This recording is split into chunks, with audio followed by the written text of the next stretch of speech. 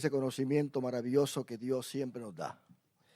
Y en esta linda tarde estaremos estudiando una clase muy hermosa que se ha preparado y es la clase número 6 de nuestro volumen 8 de Expositor. Y vamos a decir todos el tema que está ahí en la pantalla. Vamos a repetirlo. Los gentiles en el proyecto de la obra misionera. Una vez más, pero fuerte.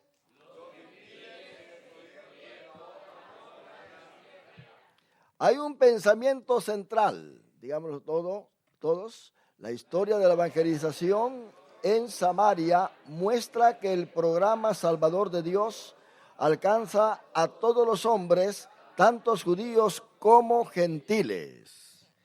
Qué verdad tan hermosa, ¿verdad? Hay un texto áureo que está en Hechos capítulo 8, versículo 12, donde va a estar tomando parte nuestra clase. Y dice así, repitamos: pero cuando creyeron a Felipe, que anunciaba el evangelio del reino de Dios y el nombre de Jesucristo, se bautizaban hombres y mujeres.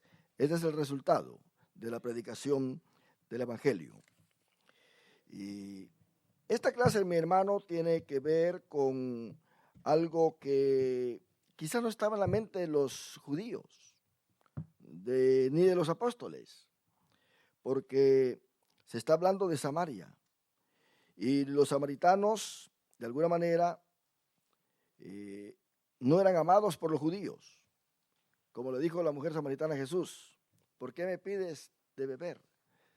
Si los samaritanos y los judíos no se llevan entre sí.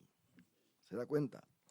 Jesús, cuando mandó a los apóstoles a la primer misión, a que fueran y predicaran, ahí en Mateo capítulo 10, versículo 5, Él les dio instrucciones de cómo debían de ir a predicar y cómo tenían que estar llevando la palabra y a quién les debía de predicar.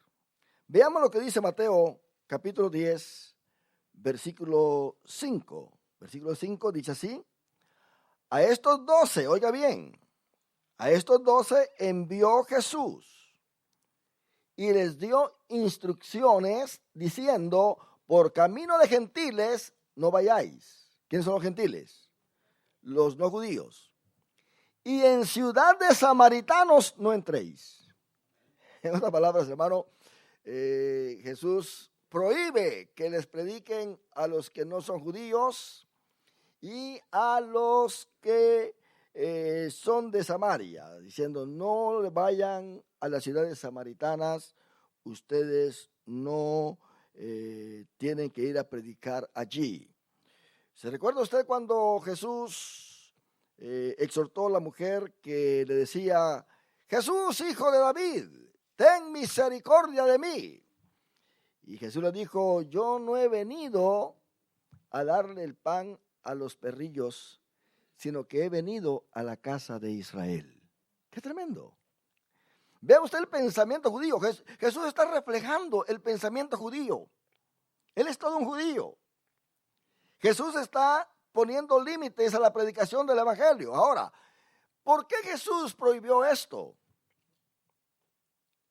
Porque Jesús quería que el judío, el israelita, reconociera que Él es el Mesías.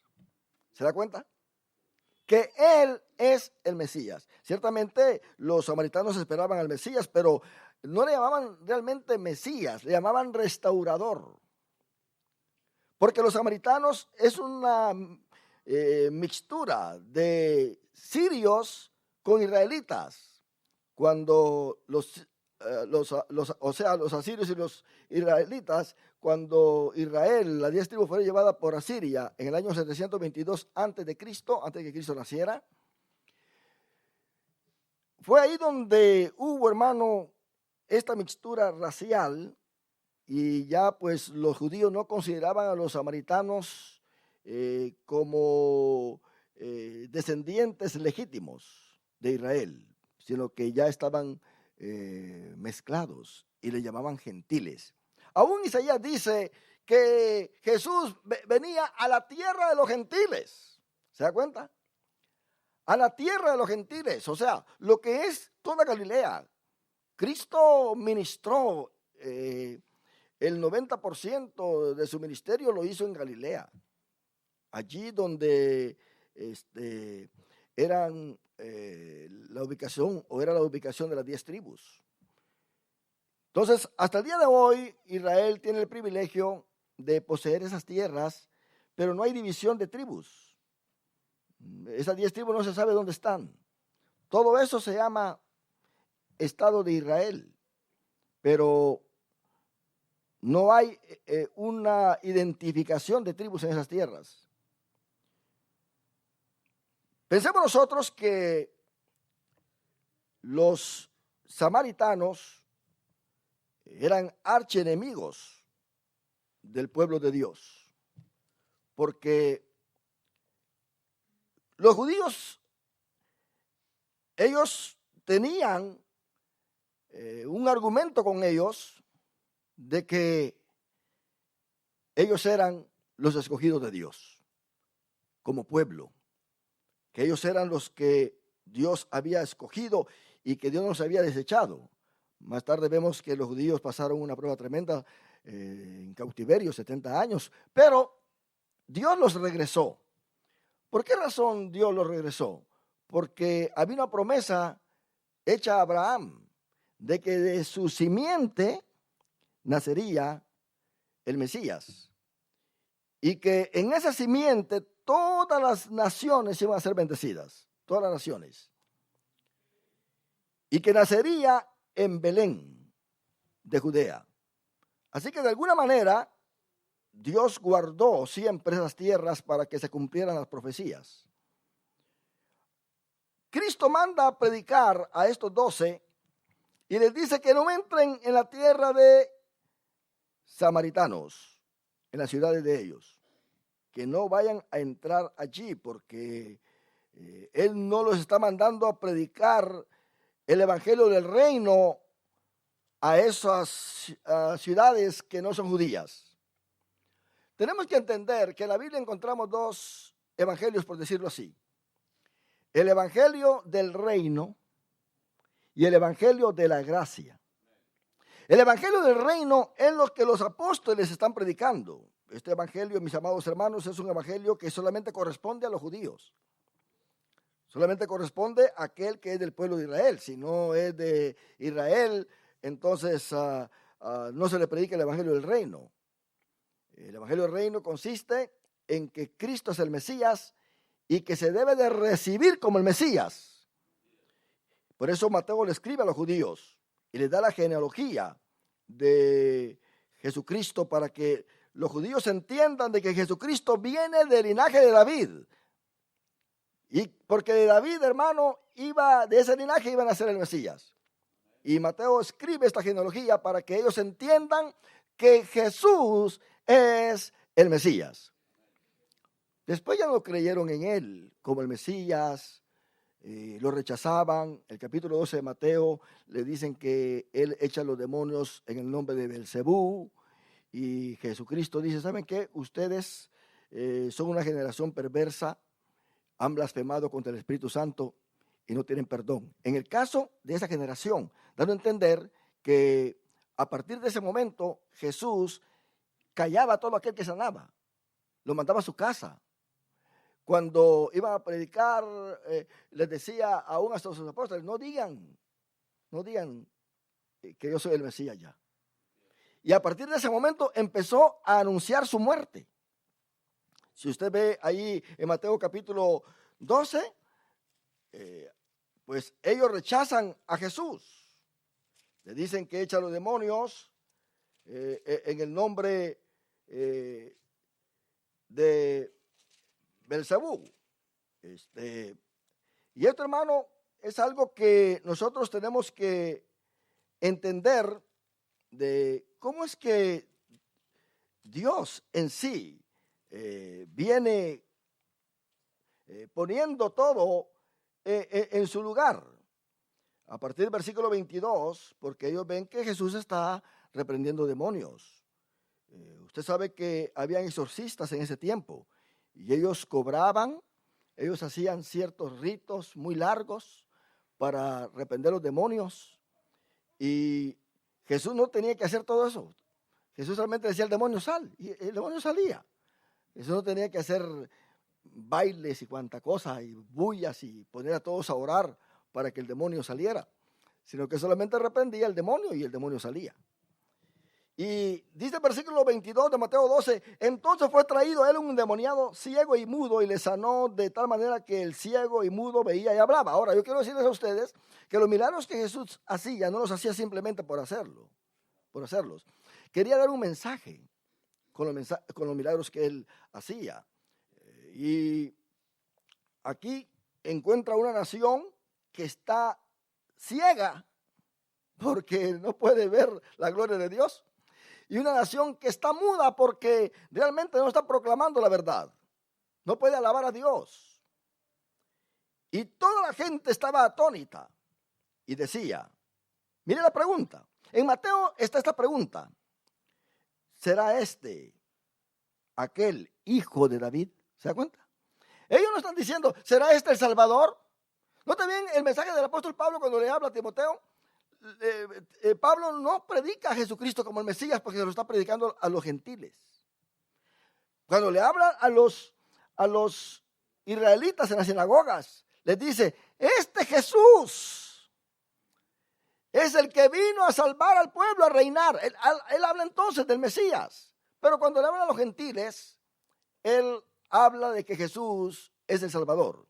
No ven lo que dice a Timoteo, dice, porque Cristo vino a salvar, no dice a reinar. No te ven el mensaje del apóstol Pablo. Cristo vino a salvar a los pecadores. Luego, él dice, de los cuales yo soy el primero. ¿Se da cuenta? Y a los Gálatas les dice, nosotros los judíos somos pecadores, pero no entre los gentiles. Dando a entender que el pecador judío no es un pecador del nivel de un gentil, porque el nivel de un gentil pues no tiene ley y vive una vida terrible. Usted puede comparar la vida de los israelitas con la vida de los corintios, de los efesios, una abominación terrible que hay allí, adorando al mismo hombre. Aún el mismo César impuso que se adorara a él. César Augusto impuso que se adorara a él como Dios. Y tuvieron problemas muchos judíos con él. Pero un judío peca en la manera de que desobedece la ley, en un aspecto religioso.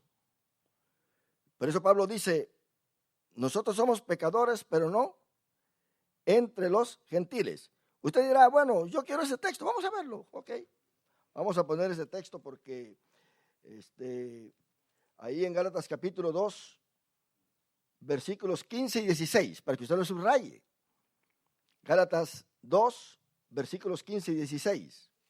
Dice, nosotros, judíos de nacimiento, y no pecadores entre los gentiles. Ahora, los filipenses les dice Pablo que él es de la tribu de Benjamín, no es de la tribu de Judá. Él dice que es de la tribu de Benjamín. Pero ¿por qué Pablo se llama judío? Porque la tribu de Benjamín, debido a que la frontera de Judá y Benjamín pasa en medio del territorio del templo, son siameses. No se pueden dividir. Entonces, cuando se dividieron las 10 tribus, Benjamín se quedó, porque si no tenían que dividir el área del templo. ¿Se da cuenta? Entonces, toda esa área más adelante vino a ser llamada Judea por los romanos. Los romanos le llamaron a Judá, le llamaron Judea. Pero usted va a leer de vez en cuando Judea. Y otra vez se va a leer Judá. Porque Judá es el nombre hebreo. Pero Judea es el nombre que los romanos llamaron a ese territorio de Judá, a esta nación. Entonces, Judá y Benjamín vino a ser un mismo territorio. y a todos los que nacían en ese territorio eran judíos. ¿Se da cuenta? Así que había ya una homogenización, de tal manera que el que nacía en la tierra de Benjamín, esa tierra ya no era llamada Benjamín, era llamada Judá. Por eso Pablo se llama judío, porque nació en esa tierra. Ahora, un judío puede nacer fuera del territorio de Judea o de Judá, y no se le considera por el gobierno romano que estaba gobernando en ese entonces todo este territorio, no se le considera un judío, sino que un romano. El apóstol Pablo nació en Tarso, allá en Asia Menor, no nació allí en la tierra de Judea o de Judá. Pero lo que sucede es que si alguien va y es educado en la lengua hebrea, en el territorio, especialmente en Jerusalén. Note bien que el apóstol Pablo creció a los pies de Gamaliel. Y estudia allí, crece ahí y se educa allí. Tiene derecho hasta venir a ser fariseo. Pablo era hijo de fariseo. Y él mismo era fariseo. Y era el más celoso en el judaísmo, en todo lo que concierne a la ley de Judá. Y él mismo es reconocido por todos como judío. Si usted ve a los que los persiguen fuera del territorio de Judea y aún en Jerusalén, dice, es que este judío está atormentando, está hablando contra Moisés. Le llaman judío también al apóstol Pablo porque ese es el reconocimiento que hay. Entonces, aquel que se educa en el territorio de Judea es reconocido como judío porque adopta de corazón la ley de Jehová y la estudia. Pablo hablaba el hebreo, hablaba el griego y quería ir a Roma, quiere decir que hablaba el latín. ¿Se da cuenta? De alguna manera. Por eso cuando Cristo murió, Pilato puso, este es Jesús, el Nazareno, rey de los judíos. Este es Jesús Nazareno, rey de los judíos. Y lo puso en 3 idiomas. Dígame usted en qué idioma lo puso. En hebreo, en griego y en latín. Ahora, en ese entonces, hermano, el hebreo era hablado por las altas personalidades religiosas. El hebreo no era el idioma común del pueblo, era el arameo. Y se dice que Jesús hablaba en arameo. Había por ahí un hombre, un ciego que se llamaba Bar Jesús. Sí, eso es en Hechos. Pero está otro que Jesús sana a un ciego que es Bartimeo, que quiere decir hijo de Timeo. Hijo de Timeo. Porque Bar quiere decir hijo, pero en arameo. Y Ben quiere decir hijo en hebreo. ¿Se da cuenta de la diferencia? Entonces ellos hablaban allí el arameo porque ese fue el idioma que trajeron después de la cautividad de los 70 años en Babilonia. Por eso Esdras tuvo que traducir del arameo al hebreo para que la gente, del hebreo al arameo, para que la gente entendiera la lectura de la ley. Y cuando Esdras leyó, todos cayeron de rodillas llorando porque escucharon la lectura de la ley, porque todo estaba en hebreo, no entendían. Y Esdras tuvo que traducirlo al arameo, porque ese era el lenguaje que traían de allá. Es como que nuestros niños, los jóvenes que nacieron acá, que muchos de ellos les cuesta hablar español y se vayan y pues tienen que ser traducidos del español al inglés, algo para que entiendan. Entonces vemos nosotros, hermanos, que este ha sido un trabajo tremendo para que Dios esté conservando al pueblo de Israel. porque todo esto se hubiera perdido. Usted sabe que el hebreo, hermano, ya no se estuvo hablando muy a menudo y tuvieron que venir con cierto proceso para restaurar el hebreo. Y ahora tenemos ahí el hebreo que está bastante floreciente. Muchos que vienen de diferentes naciones a Israel están en el Ulpan. Ulpan es la escuela que enseña a los que están inmigrando el hebreo, para que aprendan de muchos idiomas. Ellos vienen con diferentes idiomas, de diferentes países, pero se están concentrando en el hebreo porque ese es el idioma de ellos y es el idioma en que se habla en Israel. Por lo tanto, hermano, Pablo, siendo judío, ¿verdad? Es reconocido como judío, y él dice a los Gálatas: nosotros somos pecadores, pero no entre los gentiles. Pero sin embargo él dice: Cristo vino a salvar a los pecadores, de los cuales yo soy el primero. Quiere decir que no hay nadie que se escape de esta gran verdad de que todos hemos pecado delante de Dios y que no hay justo ni aún uno. Romanos capítulo 3, versículo 9. Mire lo que dice. Hay una pregunta del apóstol Pablo. ¿Qué pues? ¿Somos nosotros mejores que ellos? Hablando de que ellos son judíos y hablando de los gentiles. En otras palabras, ¿somos nosotros los judíos mejores que los gentiles? En este caso, ¿somos nosotros mejores que los samaritanos? En ninguna manera. En ninguna manera. Pues ya hemos acusado, porque en el contexto usted ve más atrás de que Pablo está diciendo que todos han pecado. Tanto el hombre de alta moralidad, tanto el gentil de baja moralidad, como también el religioso. ¿Qué pues nosotros? ¿Qué pues somos nosotros mejores que ellos? En ninguna manera. Pues ya hemos acusado a judíos y a gentiles que todos están bajo pecado. Todos. Por eso el apóstol Pablo se refiere a esto. Él dice: Cristo vino a salvar a los pecadores, de los cuales yo soy el primero. ¿Y quién era el apóstol Pablo? El apóstol Pablo, hermano, no era cualquiera, era un gran religioso. Era un hombre que dice en Gálatas capítulo 1, versículos 13 y 14. Porque ya habéis oído acerca de mi conducta en otro tiempo en el judaísmo, que perseguía sobremanera a la iglesia de Dios y la asolaba.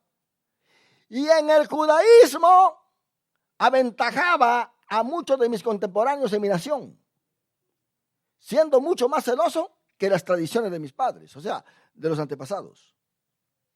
Pero mire qué lindo es Dios en versículo 15. Pero cuando agradó a Dios que me apartó del vientre de mi madre y me llamó por su gracia. Qué tremendo eso, ¿verdad? Revelar a su Hijo en mí, para que yo le predicase entre los gentiles.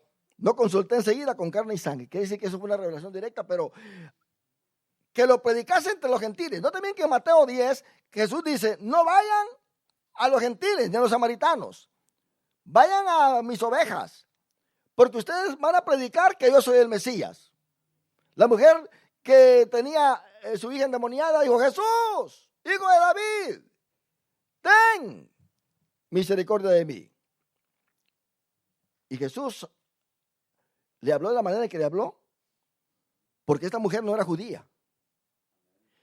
El ciego Bartimeo le grita de la misma manera, dice: Jesús, Hijo de David, ten misericordia de mí. Jesús no lo reprende, porque Bartimeo era judío y tenía derecho a gritarle: Jesús, Hijo de David, reconociéndolo como el Mesías. Todo aquel que decía Jesús, Hijo de David, lo estaba reconociendo como el Mesías, descendiente de David, para reinar. Y como Bartimeo era judío, Jesús no lo reprende. Pero esta mujer Sirofenicia. No era judía. Y le dice ella, quiso imitar el grito de aquellos judíos para recibir un favor. Entonces pasa lo mismo cuando el joven rico vino. El joven rico que era judío vino y le dijo a Jesús, maestro bueno. ¿Se da cuenta? Maestro bueno. Y Jesús le dijo, ¿por qué me llamáis bueno? Bueno, solo mi Padre que está en los cielos.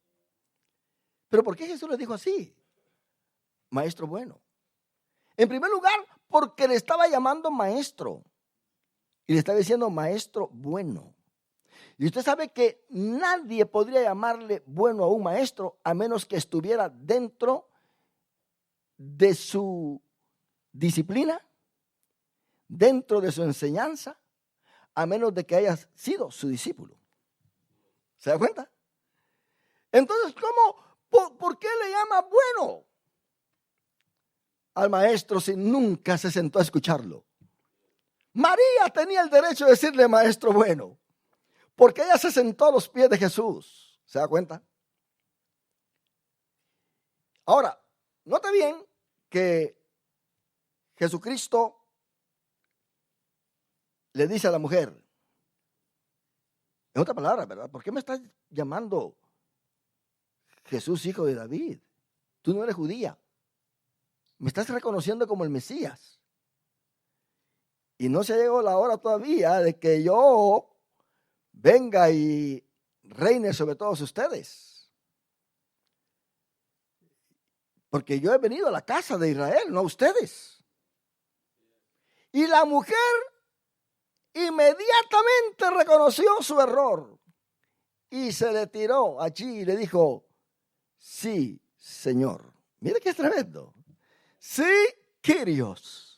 Kyrios es un equivalente a Adonai en el Antiguo Testamento. Dios, Señor. Sí, Kyrios. Pero aún los perros comen de las migajas que caen de la mesa de sus amos. Y le dijo Jesús, mujer, grande es tu fe. Ve, el milagro ya está hecho. Oh, qué lindo es Dios, ¿verdad? Y dice ahí que cuando llegó ya estaba libre su hija. Hermano, ¿qué dijo Jesús a sus mismos discípulos que estaban allí? ¿Por qué me amáis, Señor, Señor? Y no hacéis lo que yo os mando. ¿Cómo se sentirá Dios que vengamos? Oh Dios amado, tú eres bueno, eres poderoso, eres lindo, Señor. ¿Y si estamos en desobediencia? Entonces, ¿cómo nosotros vamos a alegrar el corazón de Dios hablando de esa manera? Y dice, ¿por qué me llamáis Señor, Señor y no hacéis lo que yo os mando? Así que, hermano, estoy diciendo esto para que tengamos un panorama de que Cristo mandó a predicar a los apóstoles, a los judíos solamente, no porque los judíos fueran mejores que los demás en el aspecto de posición ante los ojos de Dios, porque la Biblia dice que por cuanto todos pecaron están destituidos de la gloria de Dios. Tanto muere un judío como muere un samaritano, porque la muerte pasó a todos los hombres por cuanto todos pecaron. ¿Se da cuenta? Pero lo que sucede es que Jesús quería que ellos lo reconocieran como el Mesías. Después, hermano, que ya Israel lo desecha, porque cuando el Sanedrín desecha a Jesús, sucede que Jesús cambia entonces su forma de ministración pública. Entonces volvamos a Mateo capítulo 12, versículo 22, donde sana al ciego y mudo, y toda la gente está atónita, dice el versículo 23, y decía, ¿será este aquel hijo de David? Mira, ¿quién estaban esperando? Al hijo de David. Ahora, si nosotros nos vamos un poco más en lo que es el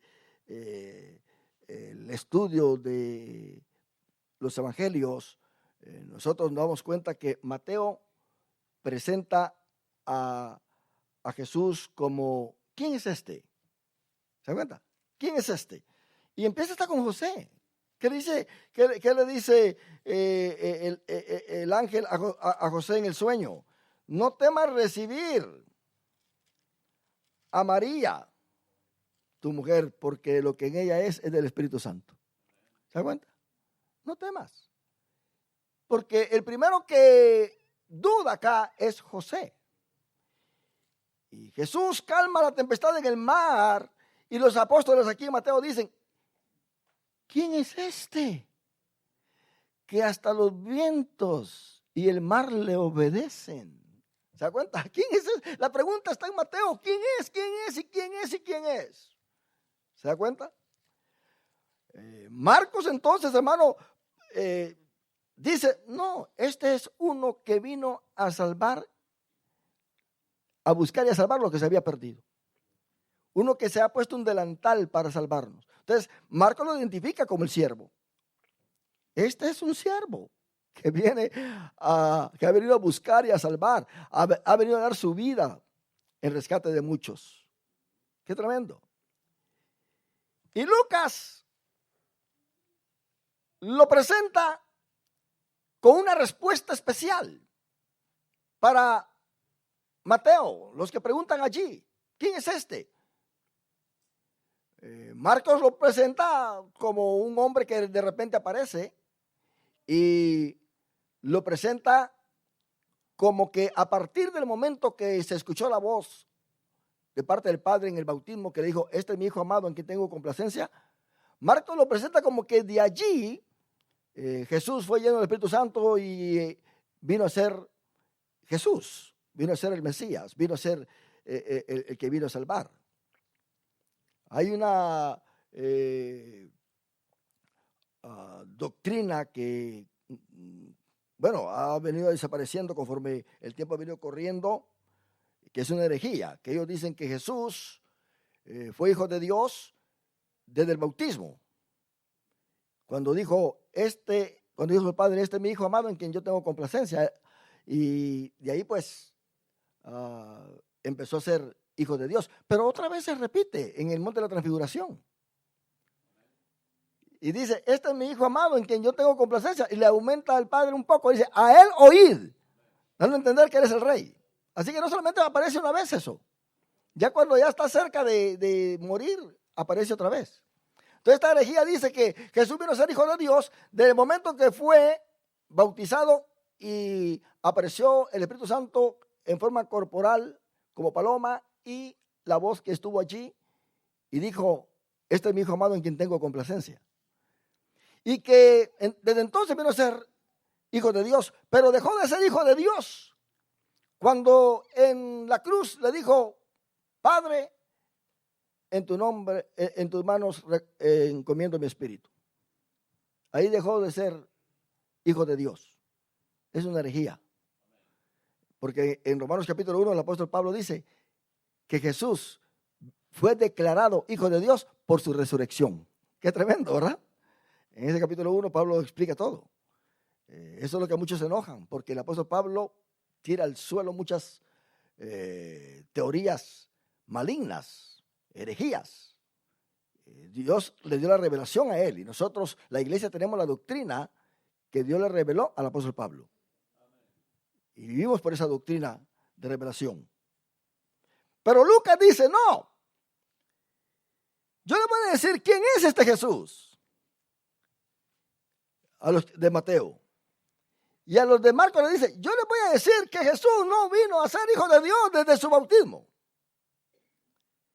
Y presenta a Gabriel, diciéndole a María, el Espíritu Santo vendrá sobre ti, hará sombra, y el que nacerá de ti es el Hijo del Altísimo. Debe entender que Jesús, entonces dice Lucas, es hijo de Dios. No porque aparece así o desde el bautismo, sino desde su nacimiento, porque fue engendrado por el Espíritu Santo. Hijo de Dios en el aspecto humano. Y si alguien dice, no, pero no estoy conforme con esto, Juan entonces dice, yo les voy a demostrar quién es este. Yo le voy a demostrar que de quien se pregunta, de quien se dice que fue hijo de Dios desde su bautismo, y de quien se dice que fue engendrado por el Espíritu Santo, yo le voy a demostrar que este es el Verbo, y el Verbo era con Dios y el Verbo era Dios. Y el Verbo se hizo carne y habitó entre nosotros. Así que los evangelios van en escala. Mateo, Marcos, Lucas y Juan, presentando quién es este Jesús. ¿Cuántos adoramos a Dios por esto? Ahora, nosotros tenemos que entender esto, mi hermano, que Cristo es predicado hoy en día como el crucificado, como el resucitado y como el que está sentado a la diestra del Padre y que vendrá de nuevo a reinar sobre todas las naciones. Ya no hay ninguna pregunta que está sin contestarse. Vayan ustedes y prediquen el evangelio, dijo Jesús. ¿Qué dijeron los fariseos cuando vieron que Jesús estaba echando los demonios? Ahí en Mateo 12, 24. Mas los fariseos, miren quiénes son los fariseos, los religiosos.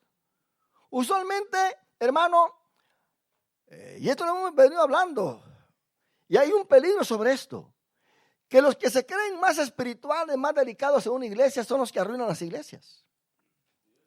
Porque están poniendo su vista en cosas, y eso se llama fariseísmo. El fariseísmo no se ha terminado, siempre está en las iglesias.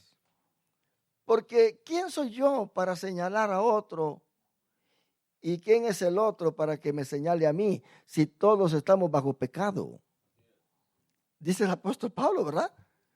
¿Somos mejores que ellos? Hay quienes se sienten mejor que otros en la iglesia. Hermano, aquí todos somos lavados con una misma sangre. Hemos sido comprados con un mismo precio. Aquí no hay nadie que sea más caro que otro. Ni hay alguien que sea más barato que el otro. Todos hemos sido comprados con un mismo precio. Sí, la sangre de Jesucristo nos limpia a nosotros de todo pecado.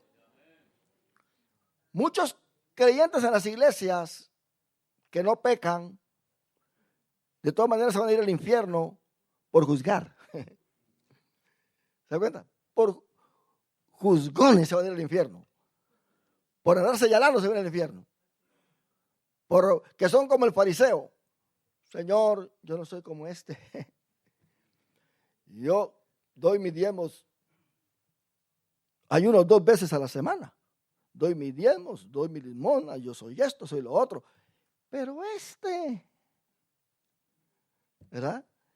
Pero el publicano, él no tenía de qué gloriarse porque él sabía que era un pecador. Y se estaba humillado delante de Dios y decía, Señor, y se golpeaba el pecho, sé propicio de mí, que yo soy un pecador. Y dijo Jesús, este salió justificado, el otro no. Porque el apóstol Pablo más tarde nos enseña y dice, porque no es por obras, para que nadie se gloríe, sino que por gracia somos salvos. Es la gracia de Dios en nosotros, mis amados hermanos. Oh, echa los demonios en el nombre de Belzebú, príncipe de los demonios. Sabiendo Jesús los pensamientos de ellos, ahí está el principio. Sabiendo Jesús los pensamientos de ellos. Jesús sabía todo lo que ellos pensaban. Yo le dije la otra vez a ustedes de que yo no quiero tener ese don de saber todo lo que piensan. Porque imagínese usted que estuviera aquí en este momento enfrente y supiera todo lo que ustedes están pensando, lo que piensa el hermano allá, lo que piensa el hermano aquel. Dios mío, quizás me frustro. Porque unos piensan bien y otros piensan mal. ¿Verdad? Pero gracias a Dios que no tenemos ese don. Jesús, ¿se imagina usted el sufrimiento de Jesús como humano? Que él sabía todo lo que los hombres pensaban. Qué tremendo, hermano. Él sabía todo. Lo estaban escuchando y veía el pensamiento de aquel, lo leía, lo que estaba pensando.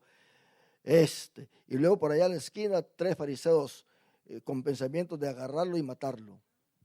Y él todavía enseñando libremente, hermano. Hay gente que cuando llega alguien a una reunión y él se da cuenta que ese alguien no lo quiere, ¿verdad? Y que lo odia y está sentado en la congregación, le agarran nervios y ya no puede ni hablar. ¿Cuánto más Jesús que que sabía todo lo que pensaban, hermano.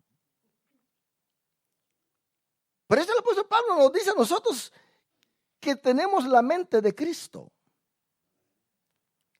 Porque teniendo la mente de Cristo, hermano, si llegas a saber quién habló de ti y quién es hipócrita y quién no es hipócrita y quién te señala, quién no te señala, déjame decirte, con la mente de Cristo, eso no te va a enfermar a ti. Tú vas a ser libre de todas maneras. Porque tú quieres ser salvo, quieres ser salva. Porque esa gente lo que hace es quererte condenar con sus críticas. Para que les pongas atención y ya no pongas tu mirada en las cosas de arriba, sino en las de la tierra. ¿Y qué va a pasar? Te vas a ir al infierno también juntamente con ellos. Agarraditos de la mano van a entrar allá. ¿Verdad? ¿Usted sabe que hay gente que se quiere matar y no se quiere ir sola al infierno? Va a un restaurante, va a un mall y mata. Mira, hace poco entró uno por ahí que mató 20. Y dice, yo no me quiero ir solo, me voy a llevar unos 10. y mata. Como aquel que se enferma de algo contagioso. Y dice, no, ¿por qué voy a estar enfermo? Que se enfermen otros.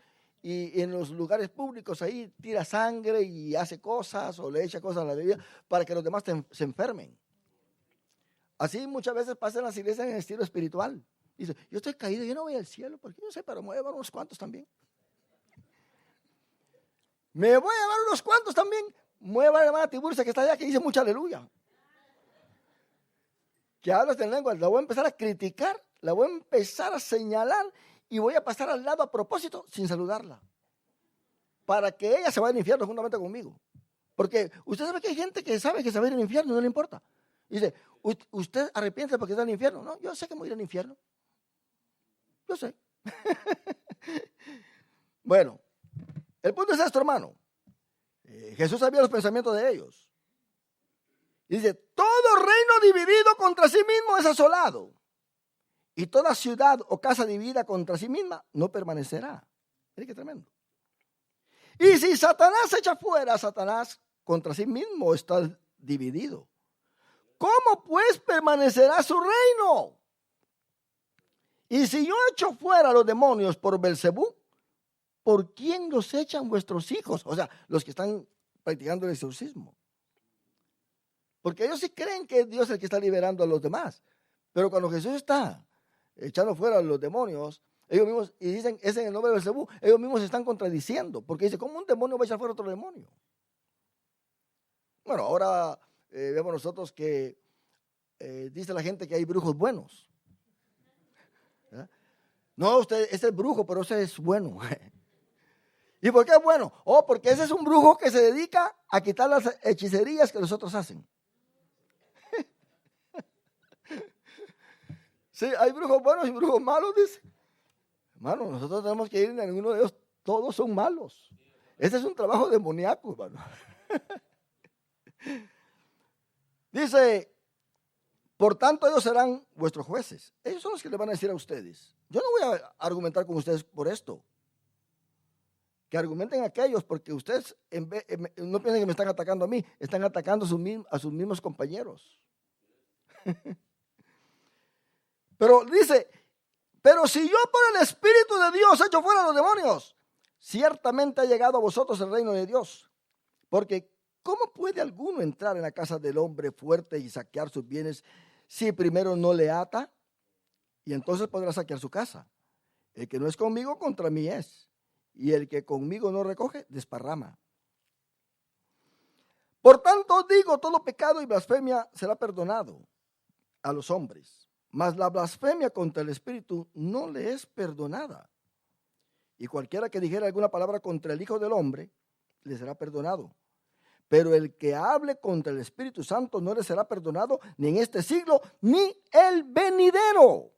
Qué terrible esto, hermano. O haced el árbol bueno y su fruto bueno, o haced el árbol malo y su fruto malo. Porque por el fruto se conoce el árbol. Luego dice el versículo 34. Generación de víboras. Miren cómo le llama a esta generación. Generación de víboras. ¿Cómo podéis hablar lo bueno siendo malos? El Salmo 50 dice, y al malo dijo Dios, ¿qué tienes tú que hablar de mis leyes? porque la abundancia del corazón habla la boca. El hombre bueno del buen tesoro del corazón saca buenas cosas, y el hombre malo del mal tesoro saca malas cosas. Mas yo digo que de toda palabra ociosa que hablen los hombres, de ella darán cuenta en el día del juicio. Porque por sus palabras serás justificado, y por tus palabras serás condenado. Eso alguien dice, no, yo puedo decir esto y yo no estar condenado. No, ya eres condenado, dice Jesús, por tus palabras. Entonces respondieron algunos de los escribas y los fariseos diciendo, Maestro, deseamos ver de ti señal. Oiga bien, deseamos ver señal, dicen ellos. ¿Qué más señales tenían? Pero Jesús les dice, ¿saben qué? Ya no les voy a dar señales a ustedes. Hasta aquí llegué para convencerlos a ustedes que yo soy el Mesías. Y les dice, la generación mala y adúltera demanda señal, pero señal no le será dada, sino la señal del profeta Jonás. Porque como estuvo Jonás en el vientre del gran pez 3 días y 3 noches, así estará el Hijo del Hombre en el corazón de la tierra 3 días y 3 noches. Los hombres de Nínive se levantarán en el juicio, mire qué tremendo, con esta generación, y la condenarán, porque ellos se arrepintieron a la predicación de Jonás. La reina del sur se levantará en el juicio con esta generación y la condenará, porque ella vino de los fines de la tierra para oír la sabiduría de Salomón, y aquí más que Salomón en este lugar. Qué tremendo, que Jesucristo le está diciendo la verdad a esta gente. Ustedes se creen mejores. Miren la parábola del samaritano que dijo Jesús. Estaba ahí el herido. Pasó el sacerdote. No hizo nada. Pasó el levita. No te ven que está hablando de los religiosos. No dice pasó ahí alguien más, sino los religiosos. Aquellos que están para mostrar el amor de Dios. Pero mira un samaritano. Uno que no se lleva bien con los judíos, porque los judíos, hermanos, no lo quieren. Pero el samaritano vio que estaba allí alguien que necesitaba de su ayuda. Y no hizo ninguna diferencia. No dijo, yo soy samaritano, este es aquí judío, yo no voy a hacer nada. Dice la Biblia que lo levantó, le curó sus heridas. Roma en ese tiempo, debido a los caminos muy largos, y la gente pues allá no tenía automóviles, que usaba caballo, pues estaba más acomodado que los demás. Pero la gente caminaba, y Roma levantó ciertos lugares de descanso, así como hacen con los trotes cuando van, ¿verdad? Manejando, y hay lugares de descanso, porque si no duerme el chofer va a provocar accidentes. Y luego el policía tiene que estar detrás, chequeándole la tarjeta, a ver si durmió o no durmió. Entonces, esta gente se cansaba, iba con su familia y entraba en esos mesones donde descansaban, pasaban ahí la noche. Ahí comían y tomaban agua y luego seguían su camino el día siguiente. Este samaritano recogió a este herido, le curó las heridas y se fue con él al lugar donde, o sea, lo llevó al lugar donde él iba, a esa dirección. Y luego ve ahí un mesón y lo lleva. ¿Sabes qué? Te encargo este enfermo. Mire, no solamente lo curó y lo dejó sentado allá, sino lo subió en su cabalgadura y lo llevó al mesón y se lo encomendó al que trabajaba allí. Y le dice, ¿sabes qué? Síguele curando sus heridas. Aquí te dejo más aceite y aquí te dejo este pago. Y cuando yo venga, voy a pasar por acá para ver cómo está. Y si gastaste más en él, yo te pago. ¿Qué saben, hermano? ¿Qué samaritano este? Alguien se gloría en decir, no, usted, yo a mis enemigos, yo paso al frente y los saludo a usted. Yo los saludo, yo no soy malo. Pero hasta ahí llega. Ve a su enemigo que tiene hambre, no le da de comer, que se muere ese ingrato, dice. ¿Verdad? Ve por ahí, antes dijo Dios, el que vea al animal de su enemigo que cayó en un pozo ahí y se va de largo, pues peca. Detente. No digas, este es el animal de mi enemigo. No, sácalo. El animal no debe nada. Hermano, es que el amor de Dios va más allá de lo que nosotros pensamos. Por eso él puso esta parábola. Muchos se enfatizan en esta parábola en otras cosas más de que la maldad y lo malo de Levita y del... No, pensemos en el samaritano. Pensemos en el trato que le dio. No solamente lo ayudó, no solamente lo curó allí, sino que lo llevó al mesón y gastó dinero en él. Se preocupó por él. Estuvo allá pensando que dejó a alguien enfermo y le había dicho al mesonero de que le iba a pagar más. Qué tremendo, hermano. Esto va más allá todavía. Entonces Jesús cuenta esto para decir, ¿no creen ustedes los judíos que porque son pueblo de Dios automáticamente ustedes son buenos? Ustedes me están rechazando ya acá, pero la señal va a ser esta, mi resurrección. Ya no va a haber más señal. Y desde entonces, en Mateo capítulo 16, Jesús empezó a anunciar su muerte. Pero note bien, ahora está en un círculo, empezó a entrenar a sus discípulos. A partir de entonces, se metía con ellos en el mar y se levantaban las olas, calmaba el mar y hacía milagros donde los discípulos participaban repartiendo el pan, en milagro de los 5,000, más tarde de 4,000. Ellos estaban entonces siendo entrenados. Vieron Jesús, se los manda a predicar. Ya él se enfoca en entrenar a sus discípulos para la obra del ministerio. Por eso es que al final les lava los pies. Lavar los pies es prepararlos para la obra del ministerio.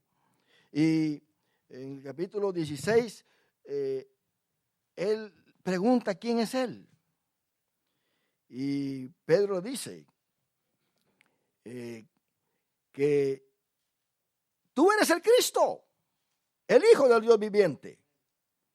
Y empieza a anunciar su iglesia. El versículo 17 dice, entonces respondió Jesús, bienaventurado eres, Simón, hijo de Jonás, porque no te lo reveló carne ni sangre, sino mi Padre que está en los cielos. Y yo también te digo que tú eres Pedro. Esto pues viene de la palabra Petros, ¿verdad? En griego, Petros, Pedro, piedra pequeña. Pero sobre esta Petra, roca, ¿se da cuenta? Edificaré mi iglesia. Tú eres Petros, pero sobre esta Petra. No te ven que no dice, tú eres Petros sobre este Petros. Él dice, tú eres Petros, pero sobre esta Petra, esta roca. ¿Quién es la roca? Dice Pablo que Cristo Jesús. ¿Se da cuenta?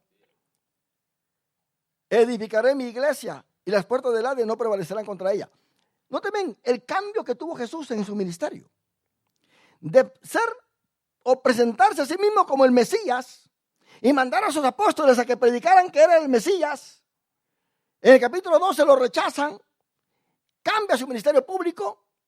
Ahora solamente se dedica a los que son de él.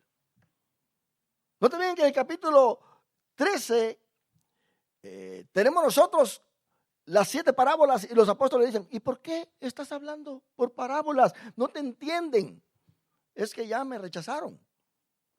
A ellos se les es quitado. Y lo que a ellos se les quita, a ustedes se les da. Son ustedes los que ahora me van a entender a mí, porque ellos me han rechazado. Y desde entonces, dice la Biblia, empezó a hablarles por parábolas. Y cuando los apóstoles no entendían, como sucede en Marcos capítulo 7, cuando no entendían, los exhortaba. También ustedes no entienden, tanto que les hablo. ¿Verdad? Y ellos entendieron hasta el final, hermano. Porque en el capítulo 17 de Juan, Jesús les habla y les dice, le dicen ellos, ahora sí te entendemos, maestro. Y ya faltaba como una semana para que Jesús muriera, usted. Dice, ahora sí te entendemos, maestro. Hoy te entendemos bien clarito. Y le dice Jesús, hasta ahora me están entendiendo. Les hablaba de su muerte y no entendían nada. ¿Se da cuenta? Hasta ahora me están entendiendo. Qué terrible esto, hermano. Que uno tenga mucho tiempo en la iglesia y que no entienda las cosas. La falta de entendimiento lo hace a uno actuar ignorantemente. Mire, en la política lo que está pasando, pues. Ahí está Trump dando su discurso. ¿Y qué hace Pelosi? Agarra el papel y lo rompe públicamente. Eso es un discurso presidencial que de todos los ángulos se tiene que respetar. Se tiene que respetar. La nación está siendo presentada allí, no es un hombre. No importa si se le quiere o no se le quiere, pero ella viene públicamente y rompe todo. ¿Dan a entender? Todo lo que Trump está diciendo es mentiras, en su opinión, pues. Pero nosotros tenemos que entender esto, hermano. Dice la Biblia que hay que darle honor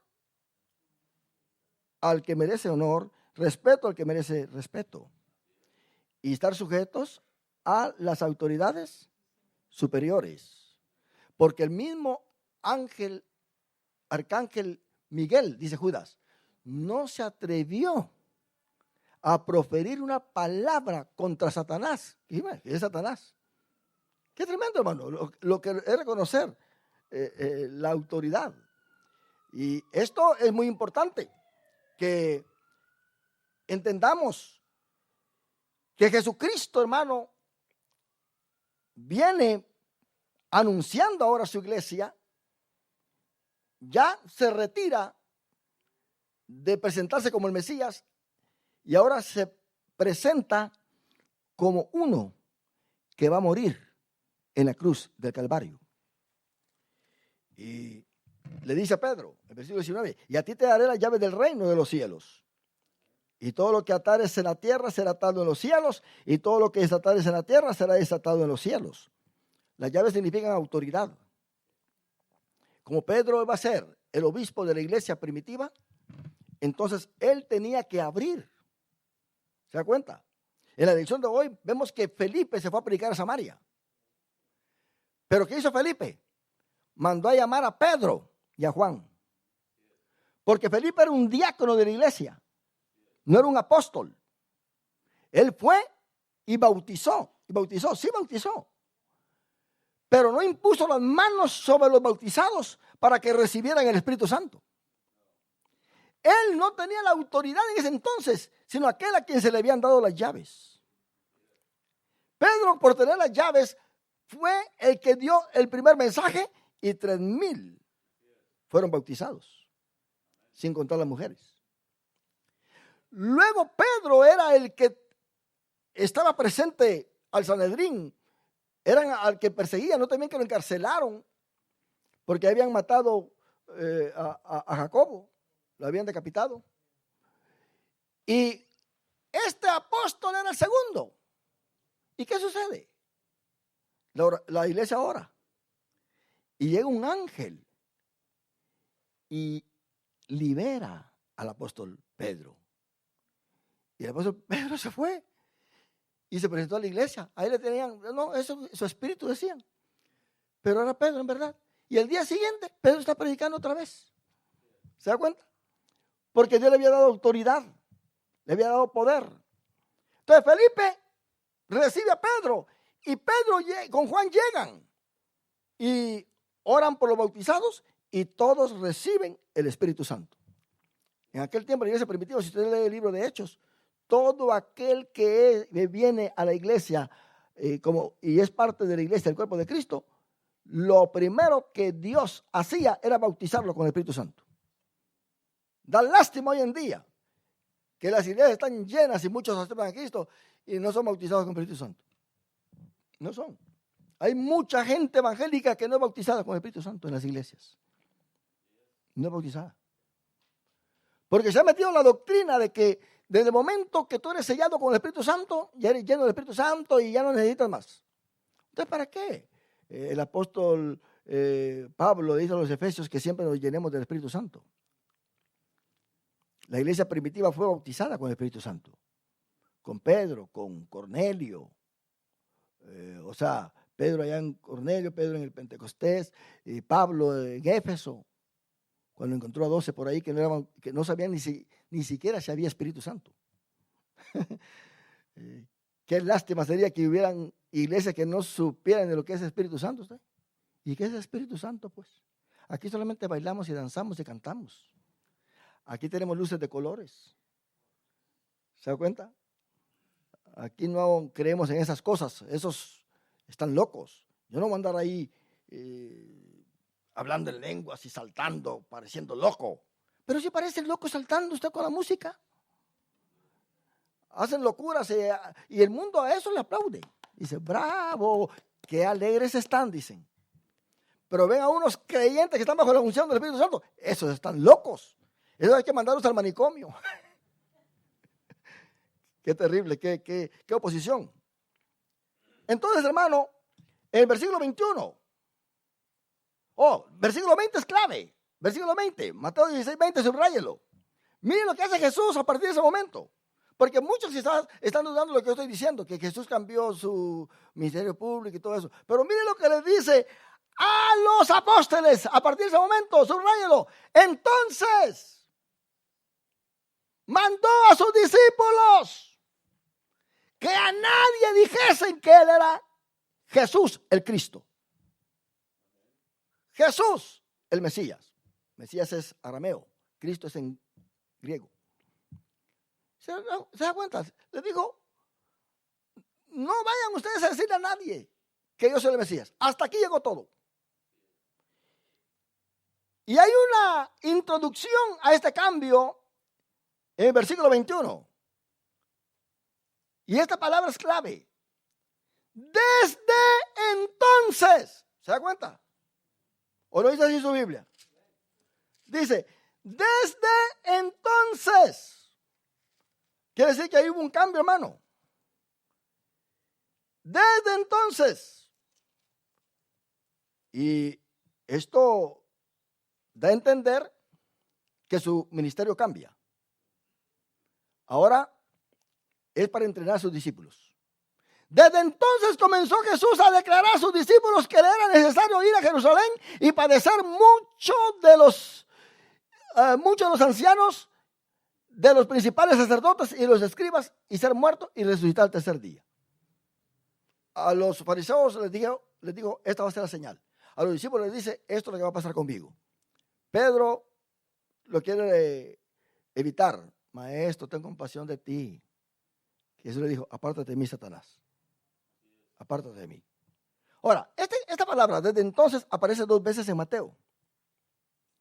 Usted tiene que entender esto. La primera vez aparece cuando él se dedica a decir que es el Mesías. Y la segunda vez aparece en esta ocasión cuando él se dedica solamente a su ministerio con los suyos, donde les prohíbe a los discípulos decirle a los demás que él es el Mesías. A esa generación, que él es el Mesías. Porque esa generación blasfemó contra el Espíritu Santo. La primera expresión desde entonces está en Mateo capítulo 4, versículo 17. Cuando Jesús es bautizado, llevado por el Espíritu al desierto y se va a Capernaum, sale de Nazaret, se va a Capernaum.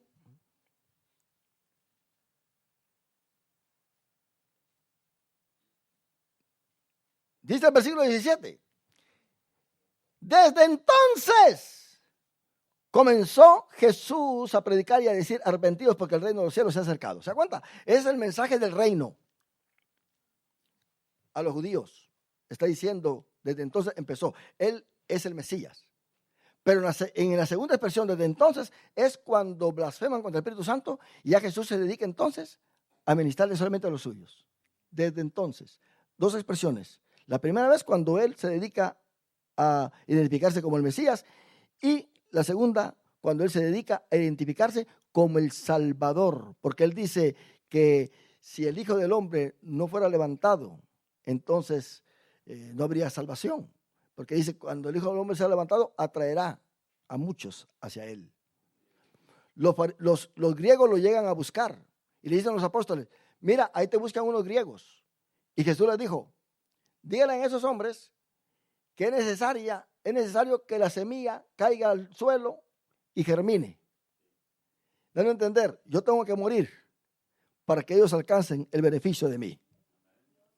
Ellos no son judíos, yo vine a los judíos, pero no me recibieron, como dice Juan, ¿verdad? A los suyos vino y los suyos no le recibieron. Mas a los que le recibieron, les dio potestad de ser llamados hijos de Dios. Ahora, nosotros entendemos, hermano, claramente lo que sucede acá en esta lección. Yo me quise enfatizar en esto porque nosotros como iglesia pues ya hemos hablado mucho sobre esto, pero aquí en Hechos capítulo 8, vemos nosotros claramente que la iglesia es dispersada por medio de la persecución. Pero Jesús les dice algo ahí mismo en Hechos, antes de irse al cielo. Nota bien que ahí en el capítulo 1, versículo 8, les dice algo. Pero recibiréis poder. Ahora, para que un cristiano vaya y le predique a los samaritanos, hermano, no iba a ser fácil. Pero Jesús preparó el terreno con anticipación. Dice la Biblia que era necesario a Jesús pasar por Samaria. Y cuando pasó por Samaria se encontró con una mujer samaritana y se quedó con ellos 2 días y muchos creyeron en él. Muchos. Así que el terreno estaba preparado. Ahora viene la persecución y van y predican, pero Jesús les había dicho, pero recibiréis poder cuando haya venido sobre vosotros el Espíritu Santo y me seréis testigos en Jerusalén, en toda Judea, en Samaria y hasta lo último de la tierra. Nota bien, ahora no es como quien dice, no entréis en la casa de las ciudades de gentiles o de samaritanos. Ahora los manda a todo el mundo, porque ahora Jesús es presentado como el Salvador. Nosotros creemos en Jesús como el Salvador. Sabemos que Él es el Mesías, pero no es el Mesías para los gentiles, es para el pueblo de Israel que esperan al Mesías. Nosotros esperamos al Salvador. Pablo dice que es nuestro Salvador, lo esperamos. Pero estaremos de todas maneras reinando juntamente con Él. ¿Se da cuenta? Y ahora son dispersados en el capítulo 8 y Felipe no era cualquiera, mi hermano. Cuando escogen los diáconos, ahí está Felipe en ellos en el capítulo 6 de Hechos. Y les dicen los apóstoles a la iglesia, buscad pues, en versículo 3 del capítulo 6 de Hechos, buscad pues hermanos de entre vosotros a 7 varones de buen testimonio. Número 1, buen testimonio, llenos del Espíritu Santo y de sabiduría, a quienes encarguemos este trabajo. Y nosotros persistiremos en la oración y en el ministerio de la palabra. Hay muchos que quieren que los siervos del Señor, los pastores, también estén abriendo las zanjas y que estén allí haciendo lo que la iglesia debe de hacer. La iglesia tiene que tener ese entendimiento. Mire lo que dice acá. Nosotros vamos a persistir en la oración y en el ministerio de la palabra. No iban a andar sirviendo mesas. Ellos sabían muy bien cuál era el trabajo de ellos. Agradó la propuesta a toda la multitud y eligieron a Esteban, varón lleno de fe. Fue el primer mártir Esteban, ¿verdad que sí? Y luego dice, y del Espíritu, varón lleno de fe y del Espíritu Santo, a Felipe, ¿se da cuenta? A Prócoro, a Nicanor y a Timón. Alguien dice, ¿quién es el líder de ese grupo? Timón. Solamente porque se llamaba Timón. A Pármenas y a Nicolás prosélito de Antioquía. Ahora, note bien que ellos entonces están ahí y hay un resultado. Dice, y crecía la palabra del Señor en el número de los discípulos y el número de los discípulos se multiplicaba grandemente en Jerusalén. También muchos de los sacerdotes obedecían a la fe, porque el poder de Dios estaba presente.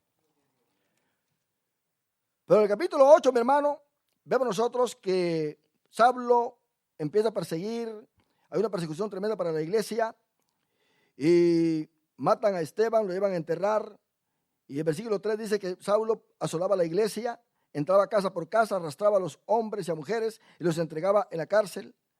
Pero los que fueron esparcidos iban por todas partes anunciando el evangelio. No iban decepcionados, no iban con miedo. Miren lo que hace el poder de Dios, porque ellos ya estaban bautizados con el Espíritu Santo. Por eso el bautismo del Espíritu Santo quita toda cobardía, da fuerza para seguir adelante. No hay nada que lo pueda vencer, porque el poder de Dios está en él. Hay que estar llenos del Espíritu Santo. Por eso ellos iban predicando, anunciando el evangelio por todas partes donde iban. Entonces Felipe, descendiendo, que era uno de ellos, descendiendo a la ciudad de Samaria, les predicaba a Cristo. Y la gente unánime escuchaba. Ya Cristo había preparado el terreno con anticipación, porque la mujer samaritana fue la primera que llevó el mensaje. Y la gente unánime escuchaba atentamente las cosas que decía Felipe, oyendo y viendo las señales que hacía. Era acompañado por señales. Porque de muchos que tenían espíritus inmundos salían estos dando grandes voces. Mire cuánta gente endemoniada había allí. Y muchos paralíticos y cojos eran sanados. Así que había gran gozo en aquella ciudad. Llegó Felipe, hubo un gran gozo porque muchos eran libertados. Pero había un hombre llamado Simón, que antes ejercía la magia en aquella ciudad. Cada vez que alguien iba a predicar, había por ahí un endemoniado. Al apóstol Pablo le salió una muchacha gritando, este hombre aquí, afamándolo. Hasta que el apóstol Pablo arrepintió ese demonio. ¿Y qué sucede? El amo de esta muchacha se enojó contra Pablo porque le quitó la virtud, el demonio que había ahí, y con eso hacía dinero, ese amo. Así que lo dejó sin trabajo. Y había engañado a la gente de Samaria, haciéndose pasar por algún grande. Media vez Dios no está presente en algún sitio, la gente va a estar engañada por alguna manifestación demoníaca siempre. Va a decir, oh, ese es el gran poder de Dios. Por eso en las iglesias tiene que estar el Espíritu Santo, hermano. Para que si se levanta uno por ahí que haciendo, aunque haga milagros, hay que saber si eso viene de Dios. Sí. A este oían atentamente todos, desde el más pequeño hasta el más grande, diciendo, este es el gran poder de Dios. Lo bueno que tenía esta gente era que sabía escuchar. Cuando llegó Felipe lo oían atentamente, porque ya estaban acostumbradas a oír atentamente. Por lo menos con este hombre. ¿Verdad que sí? ¿Alguien aquí está escuchando atentamente esta clase? Hoy le gané yo al apóstol Pablo hoy. Dice alguien, en esta noche, dijo en una predicación, yo le gané al apóstol Pablo. Porque a Pablo se le durmió uno, Eutico, y a mí se me han dormido todos, dice. Le ganó al apóstol Pablo. Dice, y le estaban atentos porque con sus artes mágicas les habían engañado mucho tiempo. Pero cuando creyeron a Felipe que anunciaba el evangelio del reino de Dios y el nombre de Jesucristo, se bautizaban hombres y mujeres. Hay gente que no se quiere bautizar. Cristo dijo, id y predicar el evangelio a toda criatura. El que creyere y fuera bautizado, será salvo. Hay quienes no se pueden bautizar porque ya están para morir y no hay tiempo. El ladrón en la cruz no se pudo bautizar. Jesús no lo bautizó porque no había tiempo. Pero dijo, hoy mismo estarás conmigo en el paraíso. ¿Se da cuenta? Pero aquel que está en la iglesia y dice, yo no me bautizo, no necesito, no es salvo. Jesús lo dijo, el que creyere y fuera bautizado. El que tenga la oportunidad de bautizarse y no lo hace, está en contra del mandamiento de Jesús. Hay peligro, gran peligro de que pierda su salvación. También creyó Simón mismo y habiéndose bautizado, estaba siempre con Felipe. ¿Se bautizó Simón usted? Mire qué tremendo. Ahí yo creo que sí, Felipe falló. Porque Felipe pues dijo, este ya se bautizó, pues lo voy a bautizar también. Qué terrible, ¿verdad? Pero más tarde el apóstol Pablo viene explicando el bautismo en agua. Dice que es morir para el mundo, ser sepultados juntamente con Cristo y ser resucitados juntamente con Cristo para una vida nueva. Pero Simón, no sé, lo bautizaron vivo y resucitó sin morir usted. Así que la carne siempre estuvo allí. Y viendo las señales y grandes milagros que se hacían, estaba atónito, perplejo. Cuando los apóstoles que estaban en Jerusalén oyeron que Samaria había recibido la palabra de Dios, enviaron allá a Pedro y a Juan. ¿No está bien que Juan le había dicho a Jesús que si quería que oraran a Dios para que hiciera descender fuego del cielo y los matara, ¿verdad que sí? Entonces, pero aquí Juan llega con Pedro para que descienda el fuego del Espíritu Santo, otra clase de fuego. Los cuales, habiendo venido, oraron por ellos para que recibiesen el Espíritu Santo, porque aún no habían descendido sobre ninguno de ellos, sino que solamente habían sido bautizados en el nombre de Jesús. Nota bien, que ya eran bautizados en las aguas, pero el Espíritu Santo no había descendido sobre ellos. Pero cuando Pedro fue con Cornelio, el Espíritu Santo vino primero y después lo bautizó. Entonces les imponían las manos y recibían el Espíritu Santo. La imposición de manos no es para cualquiera, ni hay que saber cuándo se imponen las manos. Hay gente en las iglesias que pasan todos al altar y están todos poniendo manos. En vez de estar orando, andan poniendo manos, ¿sí? Qué tremendo. Mejor que estén orando y se llenen ven ellos del Espíritu Santo, porque hay mucha gente que por querer ministrar no se llena del Espíritu Santo. Usted llena el Espíritu Santo y si Dios le dice que imponga manos, impóngalas, pero no es simplemente por emoción.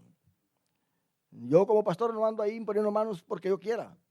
Dios me tiene que dejar sentir a mí una necesidad para yo imponer mis manos, porque el imponer mis manos y yo tengo que transmitir algo que el Señor quiere que transmita. No es simplemente por poner manos. Cuando vio Simón que por la imposición de las manos de los apóstoles se daba el Espíritu Santo, les ofreció dinero. También él quería imponer manos, pero yo pienso que Simón el mago probó. Digo, voy a poner las manos también yo. Y nada pasaba. Y digo, no, yo tengo que comprar esto. A ver, ven Pedro, mira quién llamó usted. Qué tremendo. No conocía a los siervos del Señor. Pedro y Juan, vengan para acá. Yo tengo mucho dinero. ¿En cuánto me venden parte de ese poder o todo el poder que ustedes tienen? Yo les pago todo lo que ustedes quieran. Dice el versículo 19, diciendo, dadme también a mí este poder, para que cualquiera a quien yo impusiera las manos reciba el Espíritu Santo. Él pensaba que ahí estaba todo, que era una magia. Entonces Pedro le dijo, tu dinero perezca contigo, porque has pensado que el don de Dios se obtiene con dinero. Qué tremendo. Hay gente que piensa que porque tiene mucho dinero en una iglesia, quiere manipular al pastor, manipular a todos usted. O porque tiene un privilegio. Hay iglesias que están matando a los pastores ya. Mire, hermano, le dan una vida tan imposible que lo quieren sacar, que el pobre pastor se llena de nervios y de cuanta cosa y se enferma y se muere. Y ellos se quedan ahí cantantes. Aleluya, quizás yo voy a ser el próximo pastor de la iglesia. ¿Se da cuenta? Y están ahí pues contentos porque ya pues se murió el pastor. Hay iglesias asesinas que matan a sus pastores y luego se quedan cantando alabaré, y son asesinos. Porque ¿cómo los matan? A pura pausa, enfermándolos, queriéndolos sacar, hacen reuniones clandestinas, andan en esto. El pastor se muere después y dice, gracias Señor que nos has liberado. Están atados. Esos están atados, esa gente está endemoniada, mi hermano. Pero hablan lengua, pero son los mejores cantantes, son los mejores. No, están endemoniada esa gente. Hay muchas iglesias donde la gente está endemoniada, matando a sus pastores. Y eso es peligroso, mi hermano. No, y hay también hasta directores de distritos, supervisores matando a pastores y piensan que van y hacen cualquier cosa con los pastores y los matan. Terrible eso. Tu dinero perezca contigo, dice, para que cualquiera a quien yo impusiera las manos reciba el Espíritu Santo. Dice Simón, pero le dice Pedro, tu dinero perezca contigo, porque has pensado que el don de Dios se obtiene con dinero. No tienes, óyeme lo que le dice, no tienes tu parte ni suerte en este asunto. Peligroso que alguien esté en una iglesia pensando que tiene parte y suerte en este asunto, porque tu corazón no es recto delante de Dios. Terrible esto. Y sigue diciendo, versículo 22, arrepiéntete, mire, se había bautizado, lo habían enterrado vivo. Qué tremendo, ¿verdad? Arrepiéntete, pues, de esta tu maldad, porque es una maldad. Y ruega a Dios si quizá te sea perdonado el pensamiento de tu corazón. Si quizá te sea perdonado. Ahora, ¿por qué le dice Pedro si quizá te sea perdonado? ¿Acaso no sabe Pedro que la sangre de Cristo limpia todo pecado, que el que se arrepiente es perdonado? Pero dice si quizá, porque tocó al Espíritu Santo. Tocó al Espíritu Santo. Todo aquel que en una iglesia toca al Espíritu Santo, hermano, déjame decirle que es difícil entonces que Dios de verdad lo perdone, porque no se puede arrepentir de verdad. Va a seguir en la misma cosa, en la misma situación. Va a estar guerreando. Sea quien sea, llegue a una iglesia, va a estar siempre peleando. Va a estar en contra de la obra del Espíritu Santo. Eso es peligroso, hermano. Si quizá, dice, si quizá Dios te pueda perdonar. Y luego dice el versículo 23, porque en hiel y amargura y en prisión de maldad veo que está. Este hombre estaba preso, hermano. Estaba preso espiritualmente, psicológicamente. ¿Cuánta gente está presa? Un día David dijo, saca mi alma de la cárcel, orando al Señor. Porque hay gente que está encadenada, hay gente que está presa en su maldad, por su odio, por sus rencores, por sus pensamientos malvados que tiene. Pasan los años y no se compone, es la misma gente que anda tirando indirectas, sátiras, diciendo cosas malignas, una gente que está despreciando, que, hermano, esta gente está endemoniada. El que tiene el Espíritu Santo se nota muy bien, hermano. Cristo dijo, por su fruto los conoceréis. Porque en hiel de amargura y en prisión de maldad veo que estás. Por lo menos Simón hizo algo que muchos no hacen. Que se les dice, y Dios les dice en qué estado están y ni siquiera lo que hacen es burlarse. Pero Simón hizo esto. Respondiendo entonces Simón dijo, rogad vosotros por mí al Señor, para que nada de esto que habéis dicho venga sobre mí. Y ellos, habiendo testificado y hablado la palabra de Dios, se volvieron a Jerusalén y en muchas poblaciones de los samaritanos anunciaron el evangelio. Miren lo que es el poder de Dios. El poder de Dios es algo, hermano, que llega y transforma no solamente un corazón, una ciudad entera. Porque la predicación del evangelio a los gentiles es el proyecto de la obra misionera. ¿Cuántos adoramos a Dios, hermano? Póngase de pie, damos gracias al Señor por esta palabra que hemos recibido.